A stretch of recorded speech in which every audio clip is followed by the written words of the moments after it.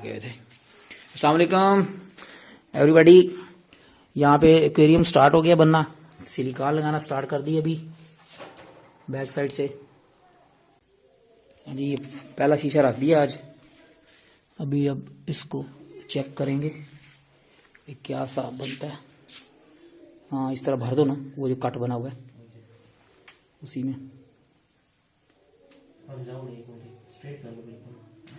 Straight तो थोड़ी देर में होगा, जब जरा थोड़ी सा सूखेगा। यूनियम रेडी हो गया है, अभी ड्राई हो रहा है। सारी टेप्स वगैरह लगी हुई है इसके ऊपर। ये इसकी फ्रंट साइड है और ये सेंटर एक स्पोर्ट लगाई है। हाइट इसकी 2 फुट है और लेंथ इसकी 4 फुट और डेप्थ इसकी 1.5 फुट। और ये इसके अंदर ही मैंने इंटरनल सम्प बनाया है। इस तरफ यहां से पानी इसके अंदर जाएगा, फिर सेंटर वाले पोर्शन में नीचे से ये 3 खाने हैं इसके, सेंटर वाले पोर्शन से वापस ऊपर आएगा और फिर तीसरे में जाएगा यहां वापस। तो यहां पे पंप लगाऊंगा एक, वो पानी को उठाएगा और वापस टैंक में फेंक देगा इधर से, इस जगह से पाइप के थ्रू।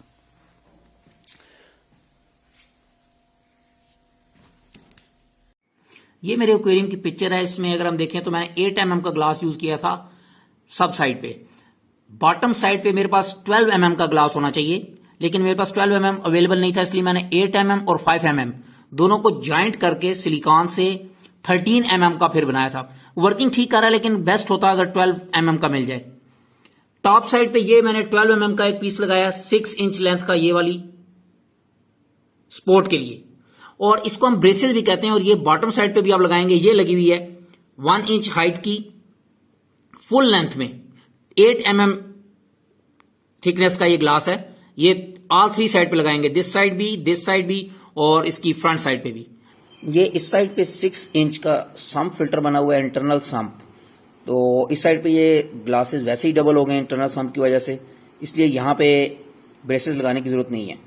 ये जो ग्लास है ये मैंने 12 mm थिकनेस का लगा दिया था इंटरनल वाला। यहां पे भी अगर मैं 8 mm का लगा देता तो वो भी बेस्ट था। सेकंड यहां पे ऑप्शन है, ये जो ग्लास है अगर ये ब्लैक कलर का मिले तो बेस्ट रहेगा। अगर ब्लैक नहीं मिलता तो ब्लैक एक्रेलिक ग्लास जो प्लास्टिक का होता है वो यूज किया जा सकता है 8 mm का। अदरवाइज बाद में जो सम फिल्टर की जो फिल्टर्स वगैरह की चीजें हैं वो यहां से नजर आती हैं हमें, तो एक्वेरियम की लुक थोड़ी सी खराब होती है। तो इसके ऊपर पहले ही आप को वर्किंग करें तो बेस्ट है। वाटर ऐड करने के बाद फिर इसको हाइड करना जरा प्रॉब्लम रहेगा। मैंने ये 2 इंच का कट किया जहां से वाटर टैंक से सम्प में इन होगा। 2 इंच का टॉप पे यहां पे कट है और फिर नेक्स्ट फर्स्ट से सेकंड पोर्शन में जाने के लिए बॉटम पे ये 2 इंच का गैप है, और फिर जो सेकंड से थर्ड पोर्शन में जाना है वो यहां पे है, ये यहां से लेके यहां तक ये 4 इंच का गैप दिया था मैंने। इनको ज्यादा होना चाहिए था, ये मुझसे मिस्टेक हुई थी, लेकिन अभी मेरे पास कोई और ऑप्शन नहीं थी, इसलिए मैंने इनको इसी तरह रहने दिया। इसको बनाने के लिए 100% सिलिकॉन चाहिए और मेडिकल स्टोर से पेपर टेप चाहिए जो बिल्कुल फ्लेक्सिबल होती है। ये वो पेपर टेप लगी हुई है, इसकी स्ट्रेंथ काफी ज्यादा है, ये ग्लास के ऊपर बहुत फोर्सली स्टक करती है और अच्छा होल्ड करेगी ग्लास को।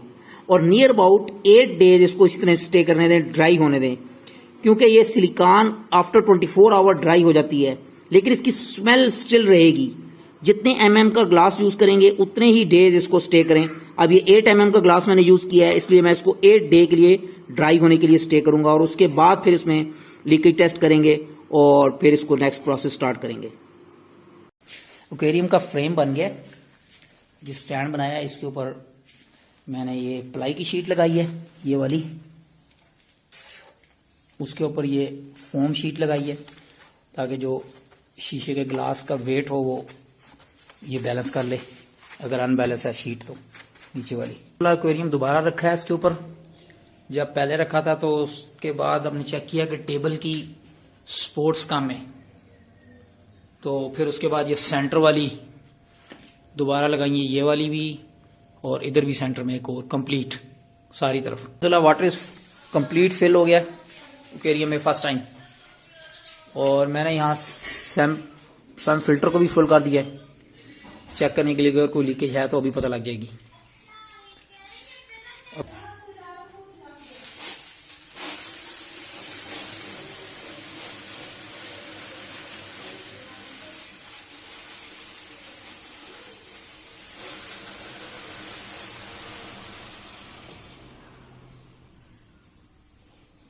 Let's see how it will look at the end.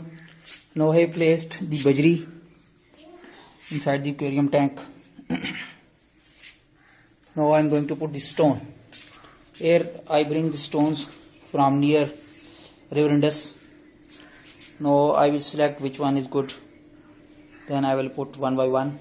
Let's see how it look like at the end. Air pump,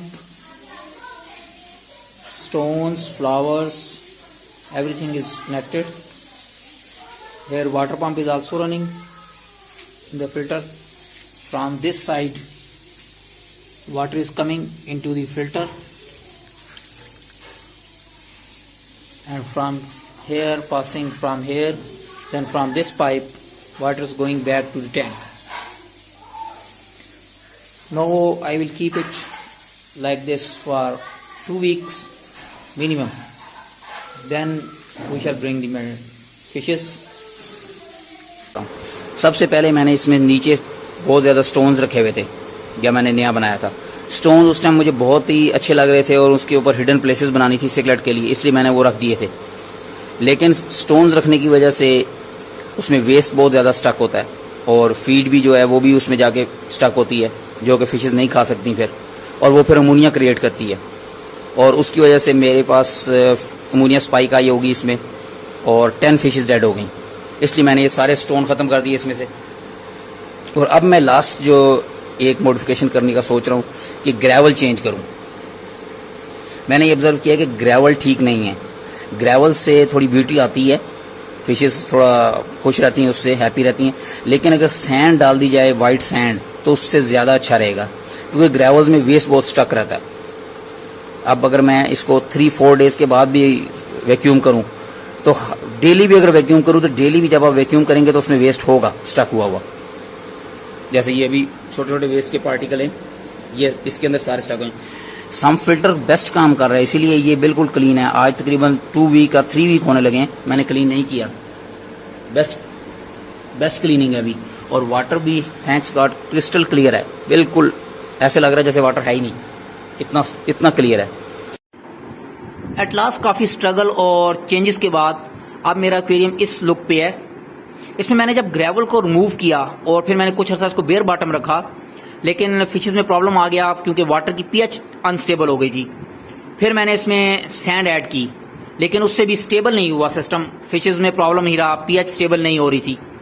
तो फिर मैंने उसके ऊपर काफी रेमेडीज की और उनके ऊपर एक सेपरेट वीडियो बनाई जिसमें मैंने काफी डिटेल से बताया कि पीएच को स्टेबल कैसे करना है. और यहाँ पे मैंने फिर वेव मेकर ऐड किए क्योंकि वेस्ट सम फिल्टर में नहीं जाता अगर सैंड आप डालेंगे सबस्ट्रेट. वेव मेकर की वीडियोस भी फिर मैंने अपलोड की यूट्यूब के ऊपर.